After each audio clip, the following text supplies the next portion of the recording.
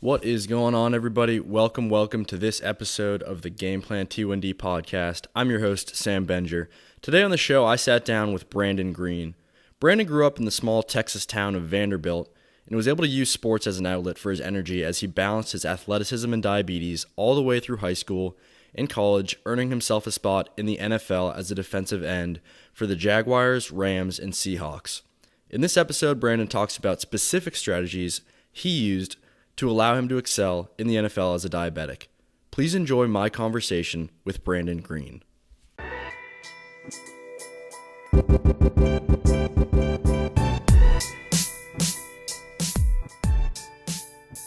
Welcome to the Game Plan T1D Podcast. I'm your host, Sam Benger. On this podcast, we explore the lives of athletes living with T1D to try to uncover what it is that allows them to excel despite their diabetes. Today on the show, it is my pleasure to be joined by Brandon Green. Brandon, welcome to the show. Well, thank you for having me.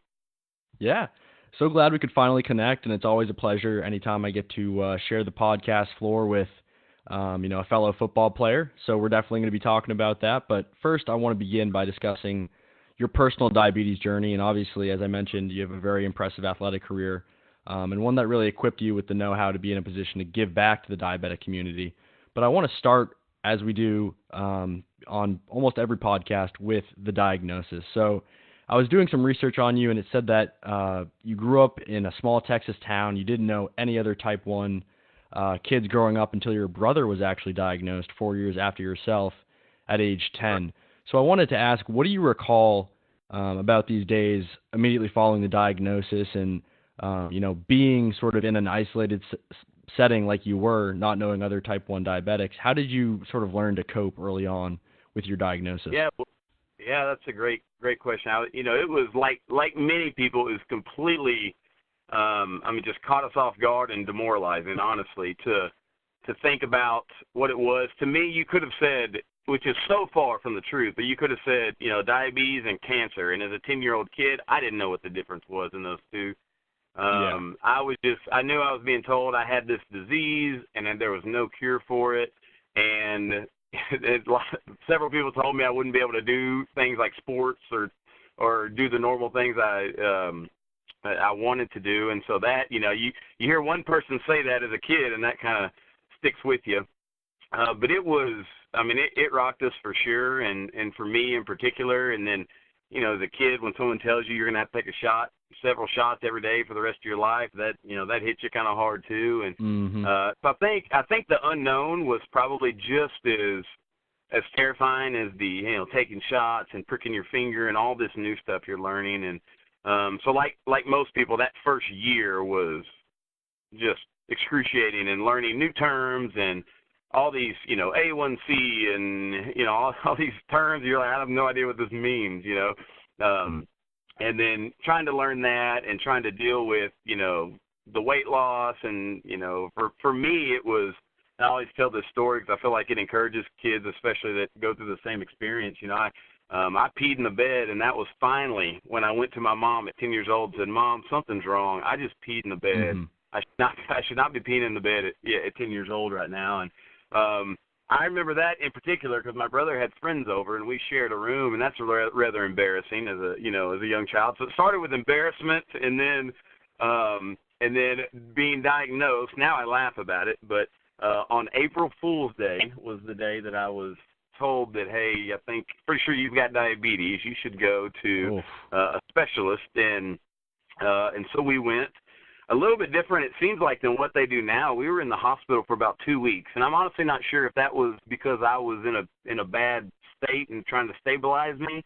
I remember there's a lot of education they did with me as far as learning things and stuff like that. I feel like a lot of times people now, you're kind of in and out pretty quick, which is good, but then is also scary in its own term. But that was really our experience, and then like everyone, it was just a year of at the time, my parents, I'm sure, got absolutely no sleep, getting up, checking my blood sugar, trying to see where I was at. It was before CGMs. Just trying to learn the ins and outs of, a young kid with, hormones starting to go and everything, trying to contain blood sugars. which is challenging. And then 4 years later, it was a very different road when my brother got it. So my brother I got it when I was 10. He's 2 years older. He got it when he was 16. And I remember we were just riding around he was driving and I was in the passenger seat, and he said, "Man, I've been having to use the bathroom a whole lot lately, and I feel kind of dehydrated and stuff." And I'm like, "Oh, that's not good." And we took his blood sugar, and it was like, I think 280 or something. It was like nothing, for a newly diagnosed. And that was a totally different experience because we knew what that entailed, and so it was depressing, at the time, especially for him. But we knew going into it, so that was a different experience. It took a different toll, I think, mentally, being like, "Oh man, I've got to go through this too." And then nowadays we make fun of my sister because she doesn't have it, so she's the oddball. So she's the odd one left out. That's right, she's the odd one. So we call her, the weirdo, because she doesn't do shots or anything like all us normal people. So Brandon, was that a bit of a role reversal for you as a younger brother? With your older brother being diagnosed, was he looking at you to sort of be a role model in sort of teaching him the ins and outs of dealing with diabetes? A little bit. My brother's a pretty smart guy, so I think he really picked up and knew a lot. They all kind of helped care for me in a way. But I think more than anything, it offered for me and the blessings that I didn't see at the time. You're thinking, "Golly, what is this? Is horrible for my family."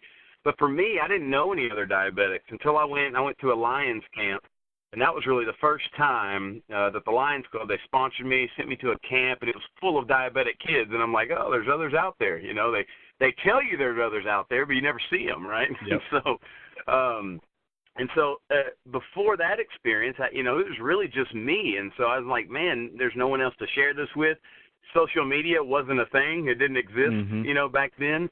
So there's no one to reach out to, and I didn't realize at the time, but it really developed a kind of a bond in this little, a way for us to relate in this group and this community, it was in my own house, but it was a community for me, and so I experienced other people getting low and what they did with it, and then he found out that you could fill a Diet Coke, almost all the way up and put a little root beer at the top, and the whole thing tastes like root beer, and so you're like, "Oh, sweet," and so then like those little things we got to experience together, and I learned from him, and he learned from me in that, and we would learn tricks, and honestly, sometimes it's nice if I forget to take a shot with me, he's got one, if his prescription doesn't come through, he can borrow mine for a little bit. So in some cases it works out, but we just did, that's the way we went, and that's the way we did things, and so it really created this community with me. And so I think about that, and I think back and say, okay, what would it have been like if I didn't have my brother with diabetes? I wish he didn't have it, but I do think in many ways it made it easier on me because I did have a sense of community where so many people didn't, and so I think for me that kind of helped out. And honestly, when you start getting that kind of feeling sorry for yourself state, which we all hit it sometimes, it's like it's hard to do that and then look across the room and the other guy's looking at you like, "I got it too. Yeah. Just come on, stop the whining, let's go." So and that's kind of the way our family approaches it, I think, and definitely the way my brother would talk to me. So that was our experience, I guess. Absolutely. No, it's kind of funny because I always grew up with, and sort of speaking to the power of community and what that can do in terms of the treatment of diabetes, what I experienced first from a community standpoint was the community of sports. Even though I was diagnosed at 5, I didn't really start to fully embrace the diabetic community until really I started Game Plan T1D about 6 months ago. And sort of as you mentioned, social media wasn't around, back in your heyday and when you were diagnosed, but it is now, and it's really empowering a lot of connection between diabetics, which is just awesome because it is just such a really cool community at the end of the day. But sort of diving into that other realm of community, the sports community, when was it for you, Brandon, that sort of sports first entered the picture? Obviously, as we talked about, very impressive athletic career that eventually culminated in a trip to the NFL and a 5-year NFL career. But you played a number of sports in high school, number of sports growing up. When was it that, athletics sort of first demonstrated itself as a passion for you? Man, as early as I can remember, to be honest with you. I mean, I Mm-hmm. remember sitting around watching, football with my dad. I remember asking my dad the specific questions. Will the Patriots ever be good, Dad? That there was a day when they were the laughing stock of the NFL. And so that was a long time ago. But my dad was a coach. He didn't always coach. He coached, and he ended up running a business with his dad for a while, and then went back into coaching later. But so that passion was always there. I was an active kid. It's funny is when you first get diagnosed, everyone just, the only thing they know is really type 2, right? So no one really knows. I wish it was just called something completely different. Mm-hmm. And so when I got diagnosed, everybody brought me over fruit baskets and, all this stuff that I couldn't Candy. eat. Yeah. Just Oh, sat yeah. on the couch. Yeah. And they were all very confused because I was as active as a kid as you could be. And some would say hyper. My mom would say maybe hard to handle at times, but I was as active as you could be. And I loved fruit. I mean, I loved everything, and I still do. But I ate whatever was in front of me, really. And my mom used to cook pretty healthy, so we ate pretty good. I was as active as could be, and so it would confuse people. But so much of that revolved around sports, and that was what we did. And we did Little League, we did city basketball, we did, I think, flag football at some point. I mean, it was just whatever they offered, we normally did, and it was a close-knit, small community in Texas, and so that's the way you do it. We went to football on Friday nights. That's what we do around here, and so that was my world. And then you put that with, I have an older brother who's 2 years older than I am. We're both fairly competitive, so everything turns into a competitive sport around the house. And so I think that whole combo, and honestly I loved it. I liked sports, and I still do, and I like competition and those sort of things. And so I was drawn to it. And then as I grew older, like you said, in high school, I mean, I did everything. At a small school, you don't really have to pick a sport and stay with it. They encourage you to do a lot of sports. So I did football, basketball, baseball, track, powerlifting, and tennis. And now some I worked on more than others. I even joined the golf team, mainly so I could get free golf in the summer, but I told them if I get really good at it, then I will play golf during the year. And they said, all right, we'll give it a shot. So for me, it was great. And I really, as I look back, it seemed normal at the time, but I credit so much to my parents because they didn't have to be taught this. They just initially said, we'll figure out a way. So we're not going to let this keep you from living your life. If you want to do this, we'll figure out a way, and now sometimes that means you got to be more disciplined, or you got to help in planning and that sort of thing. But they never, I can't ever remember saying I'm going to do something and them saying, oh, I don't know, that's going to be tough, with diabetes. That's not, they never said that. And so that was, I think, really encouraging because that gave me the courage to say, man, I can, why not? I can do it. Yeah, it's interesting. I wanted to ask, especially as you were mentioning at the high school level, how were you able to, cope with, as you mentioned, different sports they each bring a different demand, on the body from a physical exertion standpoint. How are you, in addition to sort of utilizing that support network of your parents, able to cope with the different demands brought on by, these different sports? And I have to say, I have a very interesting image of my mind with, a future NFL defensive end on the tennis court, but I'm sure it was a sight to see. But how were you able to cope, with those different demands? It's funny. So, my name is Brandon. Well, I had a good friend, and his name was Brandon as well. And he was the quarterback on the football team. I played a couple other positions, but we had the same schedule for 4 years in high school. So we were just almost inseparable. We were always together.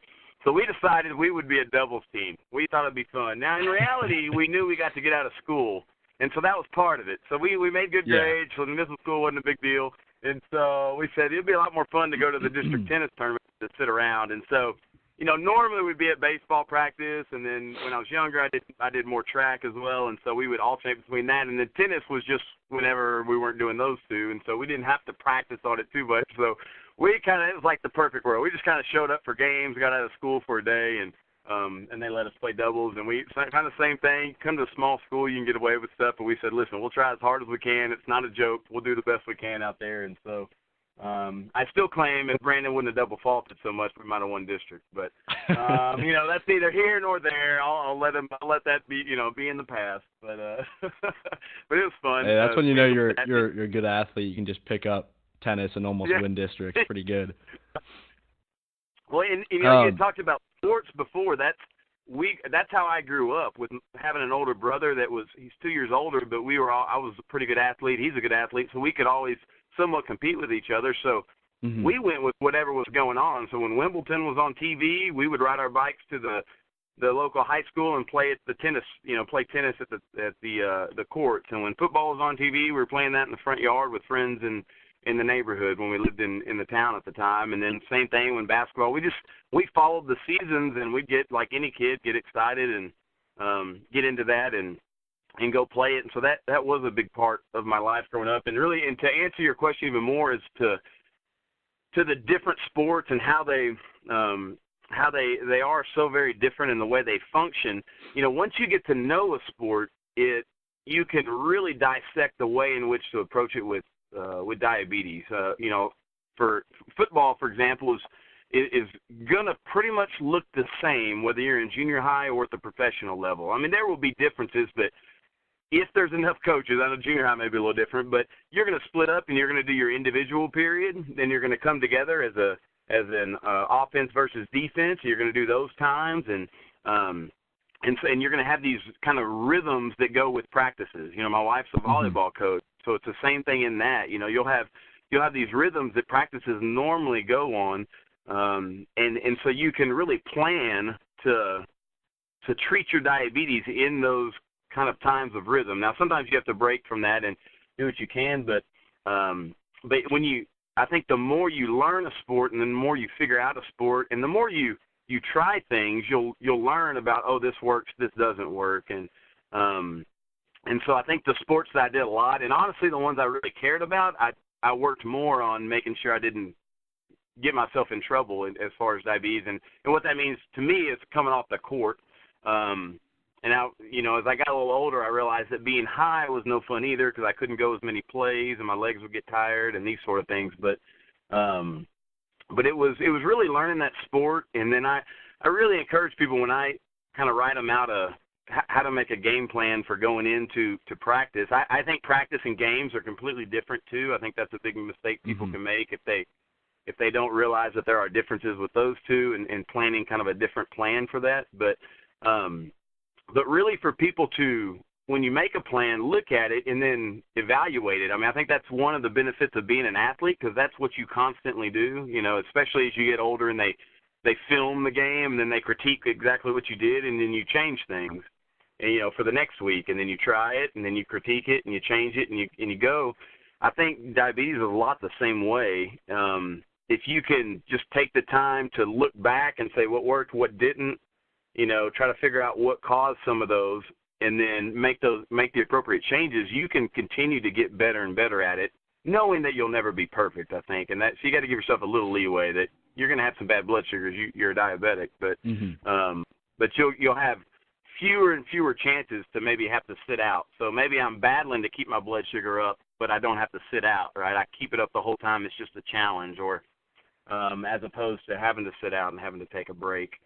So that's what I did. Just the sports I knew better and the ones that I was passionate about being out there on, it made it a lot easier to be disciplined in my approach. Yeah, I certainly think, being able to be adaptable to any sort of diabetic situation that arises will definitely be, facilitated by putting yourself in those different sports, putting yourself in those different situations.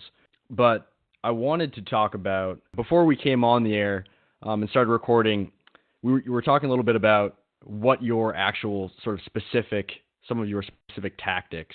I'd love to sort of revisit that because I think you had some really good sort of actionable advice for people with regard to, Gatorade, how you approach that, and would love to sort of rehash some of those strategies.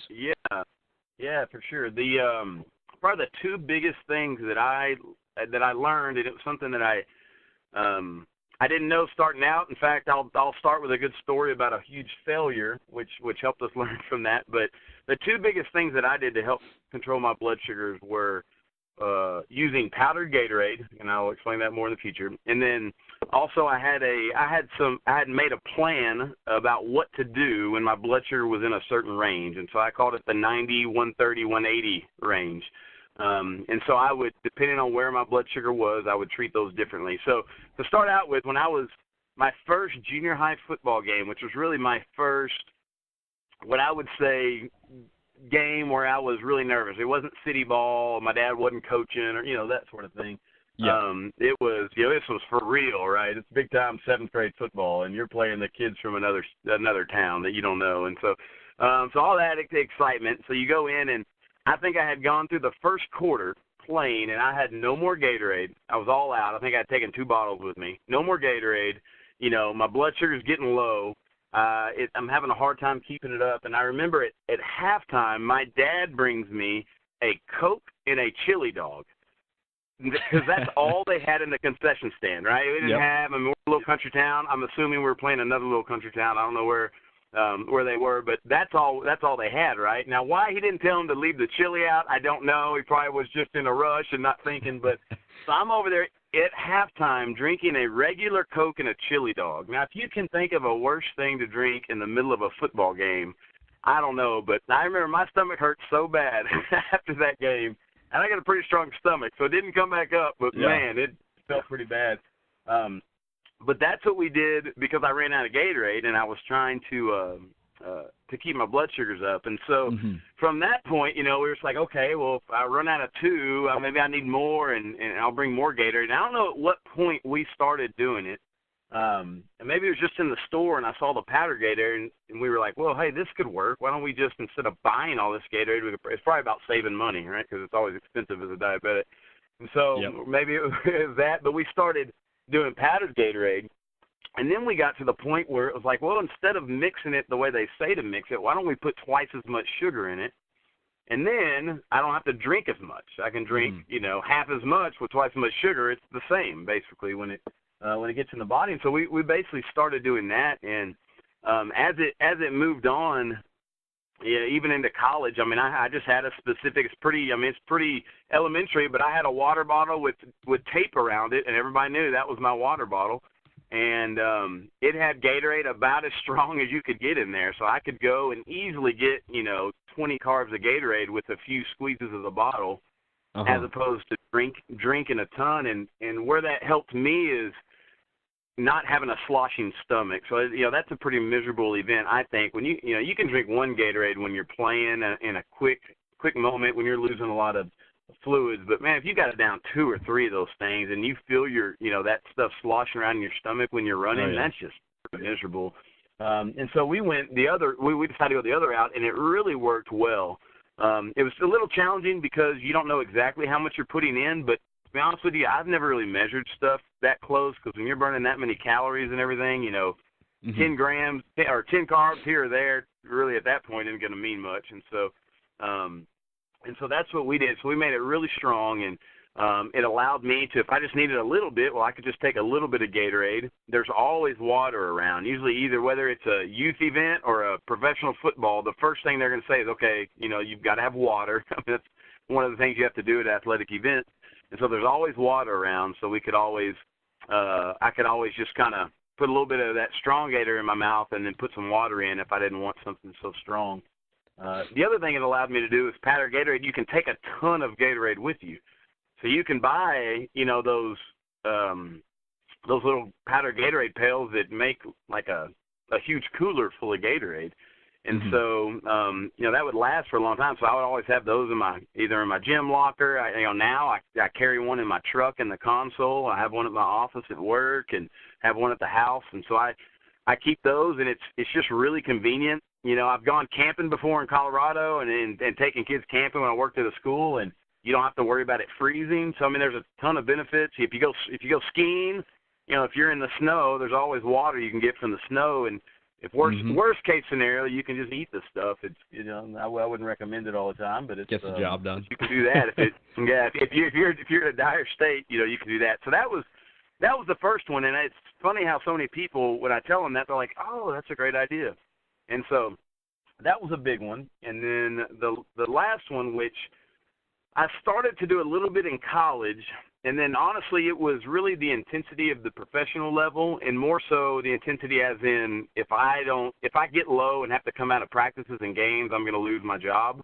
And so that brings a level of intensity too. But I really developed this plan as far as what am I going to do when my blood sugar is at a certain level. And it for me, it helped me in two ways. One, it helped me mentally not have to think about every time I took my blood sugar, what do I do? Do I drink Gatorade? Do I have a granola bar? Do I, should I have water? Should I have Gatorade? How much water? How much, all of that mental power is really wasted. I know that it seems like, that seems a little far-fetched, but if you ask anyone else about any other situation, if you go into an athletic event and your mind is clouded by something else, whether it's, I used to coach high school boys, so, you can tell if a kid just broke up with his girlfriend when he comes out to practice, right? He just can't, something else is on his mind and he doesn't act the same and he can't. Well, it's no different when you're diabetic. So in some cases, you need to, especially as you advance in the competition of whatever you're playing, it gets more and more intense and there's more things you need to know. I need to know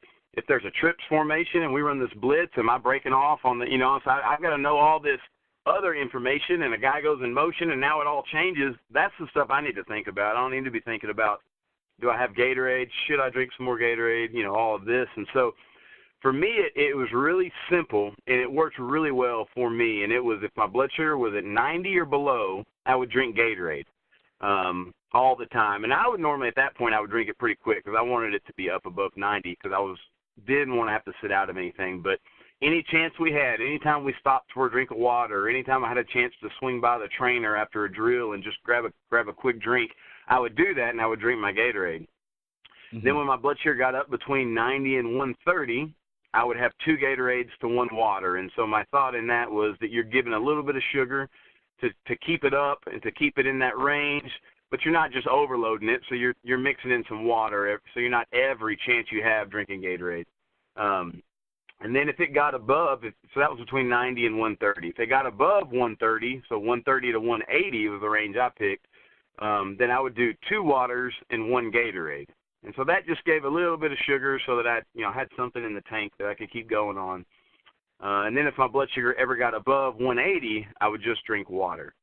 And so that's a great plan. Now, the only kind of a caveat to that is you got to know where your blood sugar's at.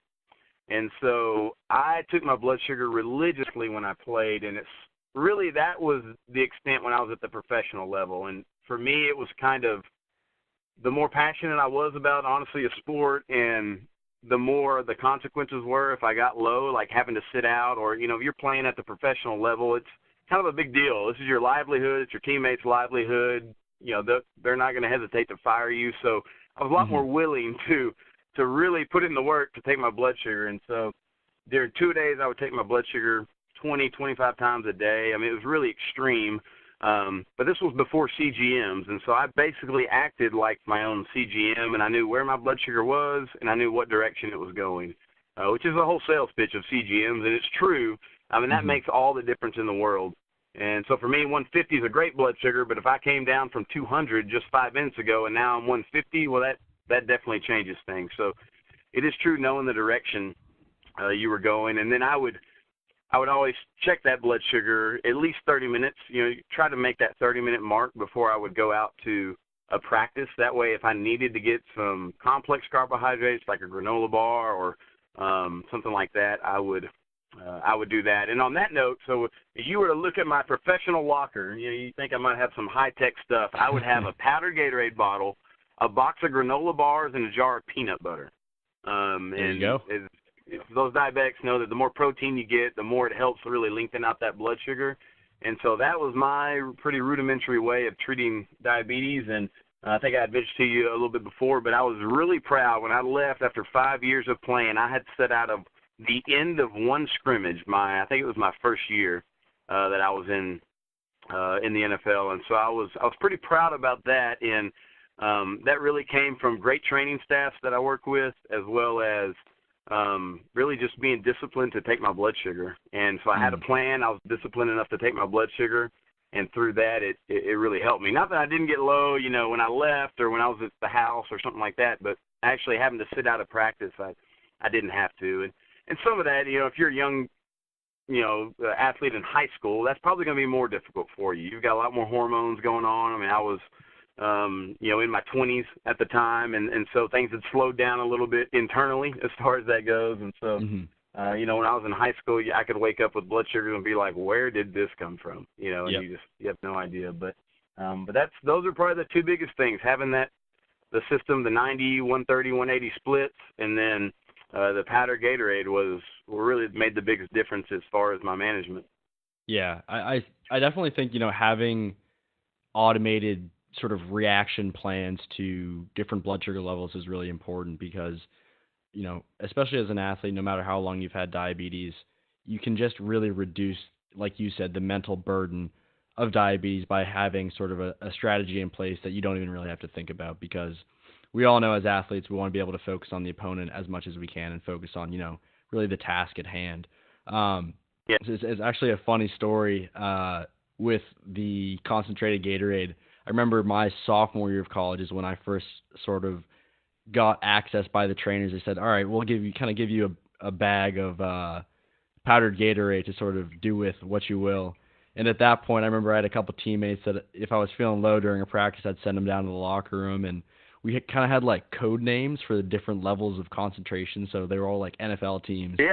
So there was like Cowboy, there was like a Charger was like a really concentrated one, but it wasn't an exact science by any means where we were counting the amount of carbs in the Gatorade, but we kind of did it just by the flavor and the taste of the Gatorade. Right. And occasionally someone else would see it, and I also taped up my bottles as well to have them stand out, and someone would be like, "Whoa, that's a pretty strong Charger there," and I was like, "Hey man, I'm a little bit extra low today," so I definitely know what you mean there, but it's definitely it sounds silly, but the more concentrated Gatorade is definitely an advantage, just because, especially with football where you're sprinting and it's so high intensity. Having less liquid sort of in your stomach does actually make a really big difference. But on the topic of you starting to excel in football, when was it, as we were talking about, you were playing a bunch of different sports, when was it that football really started to stand out as the main passion for you? I think, football for me was always my favorite. I mean, so, from when I don't know, it could be from where I grew up. It could be just the way that God made me, and, it's just what I like. But it was always my favorite, even from being a little kid. And I think I'm fairly aggressive, and I never shied away from contact. And so I think that was a natural fit for me, especially even playing on the defensive side. I love to hit things. And so it was, as a kid, and I've got 3 boys and 1 girl. I got 4 kids, and different ones are just different, And I've got one that is that way. He just loves to run as fast as he can and run into me as hard as he can, and and so he just kind of enjoys that. It seems weird, but that's what he does. And so for me, I enjoyed that. I enjoyed the contact part of it. I played baseball and stuff like that, but to me it was just more fulfilling, I guess. If you were frustrated, the next play you could always just try to hit somebody and do really good that way. Maybe that's the wrong way to think about it, but I just gravitated towards it. And like a lot of people, I was good at it. And so I was good at a lot of sports, but I was really good at that one. Looking back, and I think that was probably part of it too. A lot of times it's laugh. I spent a lot of time in the weight room, not now, but used to.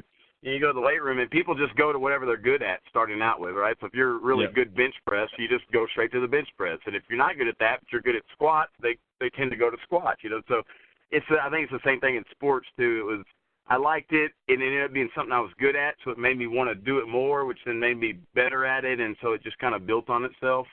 And then, having a dad that was a coach that was not overbearing at all, but was always willing to do whatever he needed to do to help me. So like in high school, he would drive me up to school before I had a driver's license. He would drive me up to school so I could lift weights before school started. And so you look back and it's like there's so many things that my parents and people that love me did to just help me out. Some people don't have that support, and I did. And my dad every day getting up and driving in an hour early is, to me, sounds miserable, but he did it. And he did a lot of miserable things so his kids could succeed. And so my mother as well. So I'm, always grateful for them and what they did. But yeah, it was just that was kind of the world I lived in, and it was a passion of mine, and I was good at it, and so it just kind of built on itself. And then when you start trying to figure out ways, especially in college, I wanted to play in college, and I'll say this: my dad, the nicest thing, or not the nicest thing, the most memorable thing I think that my dad said to me, and I've shared with several people, is when I was going through the whole recruiting process, he said, you don't have to play football in college if you don't want to. Like, we'll figure out some way to get you in college, or we'll take a loan out, or we'll do whatever. He's like, you don't have to play. And that was my dad's rule all the time: is you don't have to play any sport you don't want to, but if you do play, you don't quit, and you play as hard as you can. Those are the only two rules. And so it's those are both challenging but easy to follow in some ways. So those were the rules, and so I really did want to play in college, but it meant so much to me that he would say, hey, your value's not wrapped up in what you do in sports. I love you as a son. I mean, that's what it said to me. And we'll figure this out. But I did love it, so I did want to play in college. And so then a lot of it becomes how you want to, how you pay for school. And if someone's willing to pay for your school you can play football, that is a pretty good deal. And so that's how it ended up happening for me. And I was getting recruited by a few schools, but I was I'm a little under 6'3". I was 225 pounds in high school. I was fast. But that's not an overly impressive guy. And so some people didn't know where I would play, defensive end or linebacker or tight end or these sort of things. And I ended up breaking my knee, breaking the growth plate in my left knee my senior year. And so a lot of colleges dropped recruiting me and weren't recruiting me anymore. Not to say they would have offered me, but it limited my choices. And Rice University was where I ended up going, but they were one of the ones that stuck with me. And so I didn't have as many choices in order as far as scholarships. They were a good academic school. At that point, honestly, it was a dream to play professionally, but I wouldn't have thought – I was pretty realistic, I would say, and I'm like, that's kind of a probably an unrealistic expectation that I would play professional football, at my size, moving forward, and just knowing the percentages of who makes it. And so I chose Rice, and probably not until after my junior year I thought, well, maybe I could just keep doing this. So that's kind of how that story ended up. It's like, well, if I'm good here, maybe I can be good at the next level. I don't know. Just keep the train rolling. Yeah, so yeah, if the opportunity is there, just take it and try it. You were able to do that, and in 2003, drafted by the Jacksonville Jaguars, and as you mentioned, be the start of a 5-year NFL career. And sort of tying into, an anecdote that occurred or an event that occurred in your early NFL career, and as athletes, especially diabetic athletes, we kind of know a thing or two about facing adversity, but you had a serious knee injury that forced you to miss your rookie season. Can you talk to us about that time, having to take a step back and rebuild yourself? And do you feel that this setback was at all lessened or perhaps, looked at with a different perspective as a result of having already gone through the challenge of diabetes? I think it was. I think when I look back at it, it more hit me from a kind of a personal and mental note. I think just for my life, you try so hard not to let your life become the things you do, whether it's football or something like that, not to let that have value in your life. I'm a Christian, so I really lived that at a whole different level too, as far as, hey, I'm not just who I am or what I do and these sort of things. Well, for me, I think it was really eye-opening in many ways that football had really probably taken too much of a stance in my life. Now, it was a big part of my life, and I wanted to do what I did well, but it was really, crushing to me when that was taken from me. Now, I had gone through that a little bit before when I had cracked a growth plate in my left knee in my senior year of high school, and so I had kind of gone through that before. I was injury-free in college. Professionally, I ended up I cracked my patella, so my growth plate, not my growth plate, sorry, my kneecap. But I think it was probably more revealing to me as to, like, it's so easy to get caught up in that professional world and making the team and your salaries and there's all this extra stuff. And so it probably helped me just sit back, reevaluate, and say, you know what, let's keep everything in perspective. Your life is not about this, what will be a short NFL career, no matter how good you are. I mean, the average is like 2 years or something. So it's going to be short in the grand scheme of things, and so don't build it up to be more than it is. Not that it's not important, but so I think that was eye-opening to me. I think it was a frustrating challenge. I was playing probably better than I ever had my rookie year in Jacksonville. I was really rushing the passer well. I had worked. There's a trainer down in Houston named Danny Arnold that I felt did a really good job prepping me for the combine, and really had me explosive coming off the ball. And so just kind of from the football standpoint, it was really frustrating because I really felt like I was just playing really good. And was expecting to get some time, especially on third downs, which is a defensive end in that world is a big deal because you can get more sacks on third downs. And so, I was really excited that maybe that would be an opportunity for me to do that. And I kind of saw that, vanish away a little bit. But, you're in sports and in life, especially like you had said a diabetic athlete, you're so used to adversity, right? I mean, it just every day. I mean, at that level, every day is just nothing but tackling adversity and going against things that, seem to be unbeatable and trying to beat them. And so you just kind of fall into it and go and like, all right, what's my challenge now? Okay, this is what I'm doing. Let's do it. And I had, looking back, I had a really great coaching staff. I was really fortunate to have. I had Jack Del Rio as my head coach there, and he was out in California for a little bit. But loved, man, he was an awesome head coach, and I had a great position coach there. So I had the training staff there was great working with, and so it was a situation where it worked out really well. But it is so challenging because you work so hard, as you know, to compete, and then when you don't, you just have to sit there and watch it, and there's really nothing you can do about it. It just takes time and to heal. I mean, you can, do a few things, but not a lot. Some of it's just time. It's frustrating. And for me, I was nervous because it was a dream I was almost able to get, but it was unrealized, and so I thought, oh man, I hope this isn't my one chance that went, and I'm not going to be able to live this dream out, And so fortunately it wasn't, but and I was so grateful for Jacksonville for bringing me in and for giving me a couple of years to play there. And so it ended up being positive. But yeah, it was challenging in a lot of ways. I think, honestly, for me, more mentally, of saying, how, just kind of, this isn't more important than family or, everything, the normal stuff, the way you treat people. Like, don't let this change who you are just because you're hurt. You need to come through this and, whether you come out good or not, move on and do that next thing with a great attitude. And so that's what I tried to do. I don't know if I succeeded all the time. Sometimes I did. Absolutely. And you sort of talked about that, realizing that dream. Was there any sort of added pride that came with, not only achieving the NFL dream, which is a dream for so many, but doing it as a diabetic athlete? Did you kind of carry any additional pride for that community when you were able to achieve that?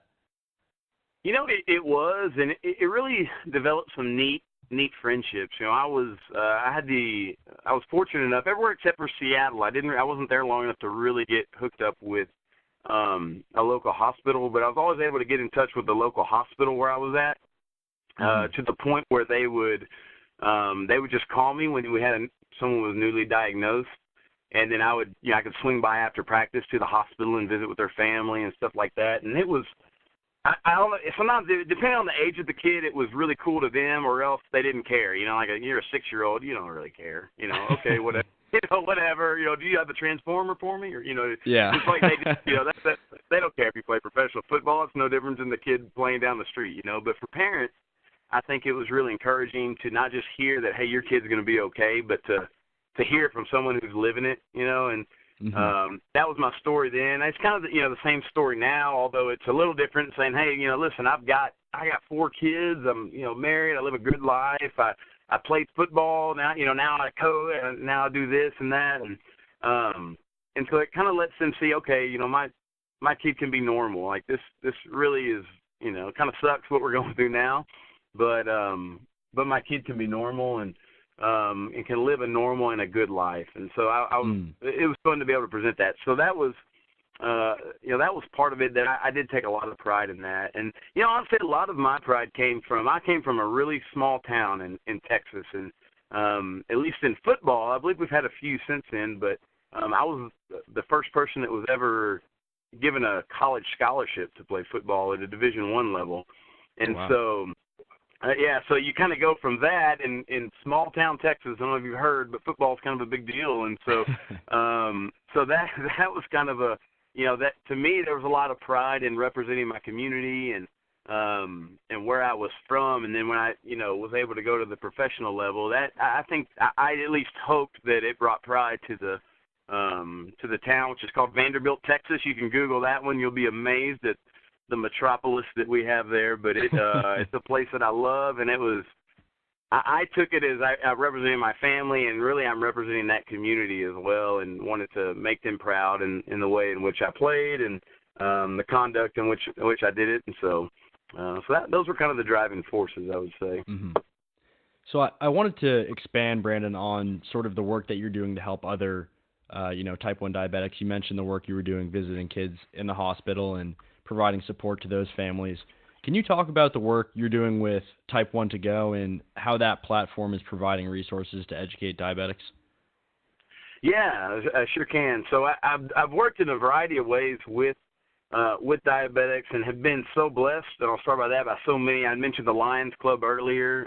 They have a camp they send kids to and sponsor kids to go, and that was impactful for my life. And so I love that they still do that, still support people in that. Type 1 To Go really stemmed from my time when I worked briefly with JDRF down in Houston, and I knew a lot of people before that, but really met a lot of other diabetic families, and I was doing some stuff for them. And a lady by the name of Ann Ember kind of talked to me about, hey, here's kind of something I was thinking about doing, and speaking about Type 1 To Go, and she's like, would you be willing to partner with me? And poor thing, by partner with me, it means that she does all the work, and every now and then I do something like a podcast or something like that. She's so great, but we have really unique experiences, and that's important. I would say as a coach, I used to coach. I don't now. I work for Texas A&M University, but when I used to coach at the high school level, one of the great lessons that I had to learn was trying to view things from different people's perspectives. So as an athlete, the athlete sees it one way, the coach sees it another way, the parent sees it another way. And there's really no way to not see it that way. It's just those are your perspectives, and so to understand that is really great. Well, Ann has a perspective as a parent of a diabetic, and so she has sent her son to college and gone through that experience. And okay, what do I do now that I have basically handled all of their diabetes stuff, but now they're 18 years old? I can't, with HIPAA regulations and stuff like that, I can't call his doctor and talk to him about his stuff unless all the paperwork is in there and these sort of things. So how do you make that transition? And so you look at that, and so she kind of attacks it that way. And how do you work with school districts as far as your 401? I think it's a 401B plan. I'm not sure if it's different statewide or not, but it's what are the rules? What are the things that the school is supposed to provide? What is the family supposed to provide? And how do you communicate that and make sure that everyone's on the same the same page as far as moving forward to make sure someone is cared for? So I don't know that stuff. I don't know that stuff very well. Like I said, I came from a small school. My dad and mom were part of the school district. It was a very loving, welcoming school district, but a small school, at least back in that day, you could probably get away with more stuff. So I don't know. We just kind of did whatever. So we didn't have those plans and stuff, but they were more than willing to help out. And honestly, my dad was helping coach in a lot of ways, so he would kind of manage a lot of that. And so she really attacks it on that end, and it's such a great fit because she knows that world. I obviously can look at it from the athlete's perspective and my success on the athletic field, and really it's just telling my story. I can tell you what I think in some cases, but a lot of it is to tell my story and say, hey, this is what worked for me. You're going to be different. You're going to have a different scenario. You may be in a different sport, but I'm hoping that I can get you where you don't end up, having a Coke and a chili dog at your halftime. That if you can, you'll have trouble and you'll have struggles, but if I can kind of start you at a better level through my experience, then you can build on that and you can make your own way and your own path and your own plan and follow that. And so my plan works out for somebody, that's great. If not, hopefully at least kind of gives them an idea to create their own to where they can be successful in what they do. And I think that can really span over everything from sports to, band to theater to whatever. I couldn't imagine, being in a play as the lead actor and going low and trying to stumble through your lines, in that process. Mm-hmm. That would be a nightmare. And so I could see it relating in so many ways. And so I felt like I had kind of a unique perspective in that. And so we teamed up with Type 1 to Go and said, hey, let's offer some free resources. And I wrote a few blogs on there, and it kind of, one of the things I realized, and you can tell I can get long-winded, so it's probably good that I wrote stuff down, but I realized really quickly when I met with new diabetics and talked to them, I loved doing it, and it was a passion of mine, and I loved telling them what I did as far as sports. So many times the parents want to hear about, well, how did you do this, and how did you play sports? But a lot of it is just too much to handle when you're first diagnosed. If you could, I'm sure when you were first diagnosed, it's like, man, you're just trying to get your feet underneath you. You don't need to think about a 90, 130, 180 plan and powder Gatorade and mixes. It's like there's so much going on.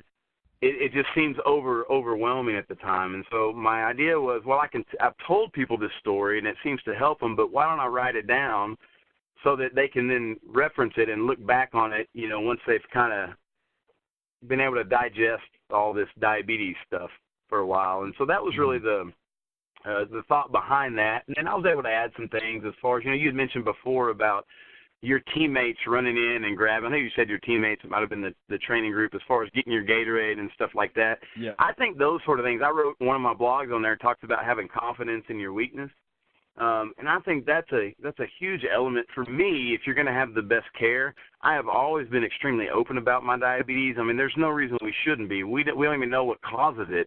We just know we didn't really do anything to get it.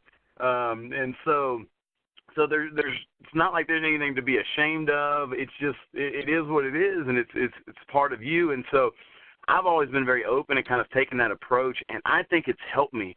In so many ways. I mean, it would amaze you when people know that you're diabetic. They'll know you're low before you do sometimes, just because you might say things differently or just act a little bit differently. That happens all the time, or has happened all the time to me.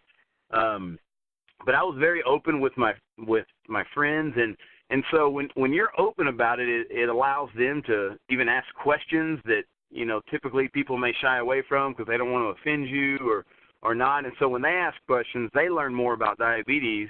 And in the end, I end up getting better care through that. So when they know more about diabetes, they know, oh, okay, this is low, or hey, I saw your Gatorade. Did you forget your Gatorade? Were you going to bring it with you? And they're like, oh, yeah, sorry, and I grab it. And so there's so many ways that they really help out. And then they have a better understanding and a better, moving forward of understanding where you're at. And it's just part of life. It's a big, especially when you're in sports, you spend so much time with your teammates.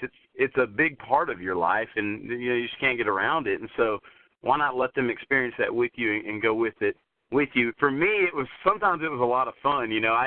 I would let people sneak some Gatorade every now and then if I had enough in there, and so it's kind of always like a bargaining chip I could have, and kind of a joke that we would make at practice, or if I would say something silly, or in college especially, if I would say a really bad joke, the response was always like, "You low," It would be, I was really open with that, and I felt like that made it easier to manage. I never had to try to worry about hiding anything. I had people that were there to support me, that constantly knew more and more about it because I was open about it, so they could ask questions, they could offer ideas, and through that, I just feel like it's better life. I don't know. It's better life. It is definitely better as an athlete, for sure. Oh, I definitely agree. And I think the process of opening up to others, whether it be a training staff, family, or friends, and talking about, your illness and your diabetes, it forces you yourself to embrace the diabetes even more so and identify, what could be weaknesses or potential strengths and things of that nature. But we've got one more question for you, Brandon, then we'll let you go. We like to sort of end on this note. If you could send a message to a struggling type 1 diabetic out there right now, obviously you've been an inspiration to a lot of diabetics over the years, But what would your message be to someone who is perhaps just recently diagnosed or could just be going through a rough patch right now? And why would you send that message? I would say, one, you are not alone. There are a lot of people out there, and they are willing to help. So if you need help, reach out. But you are not alone in this, and it does get easier. That's been my experience, that I've found there's so many people out there that support, that I've learned from. Still, when I go speak to people about sports, I'll learn from them as to how they do things. And like, oh, I've never thought of that. That's a great idea. And you learn so many tricks with that. So you're not alone. And I think that always is just encouraging to know. And then the fact that it does get easier. You know, when I talk about the way I manage diabetes, that would have not been possible probably the first year that I was diagnosed. And I didn't know it. I hadn't been through those experiences, but now it's pretty easy. And I can look at a plate of food and know exactly how much insulin to take, when before I would just stress over it for 5 or 10 minutes trying to figure out, do these count? Are these actually carbs? What is this? And these sort of things. And so you're not alone, and it gets easier. I think that's probably the best thing I can leave you with.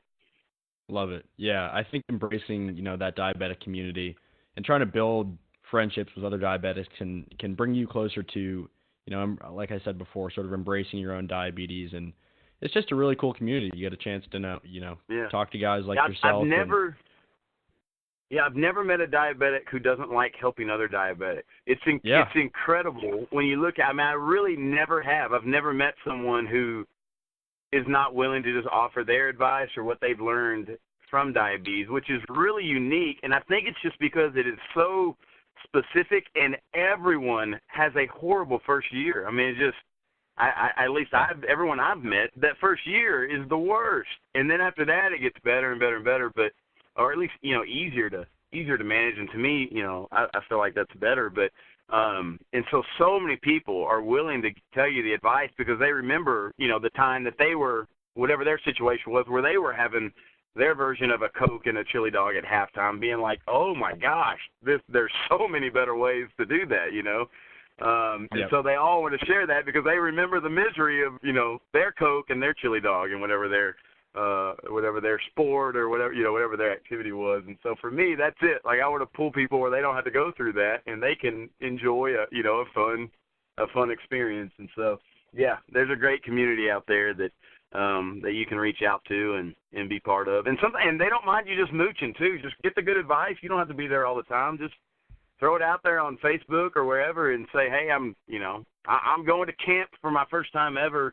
Or I'm sending my kid to camp. What do y'all do? I promise you will have a ton of people that'll respond and say, hey, here's what we do. This is what's best for us. And, you learn different personalities and different tactics, but it really helps. You learn some good things that way. Yeah, I think the biggest thing to know is just that there is a community here. And like you said, diabetics want to help other diabetics. And I think that's a pretty awesome note to end on. So, Brandon, thank you again so much for coming on the podcast, man. I appreciate it. Man, my pleasure. Thanks for having me. I am Brandon Green. I have type 1 diabetes, and I have a game plan.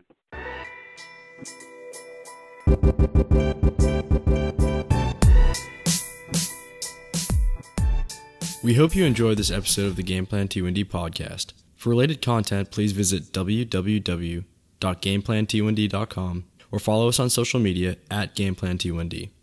Find your game plan.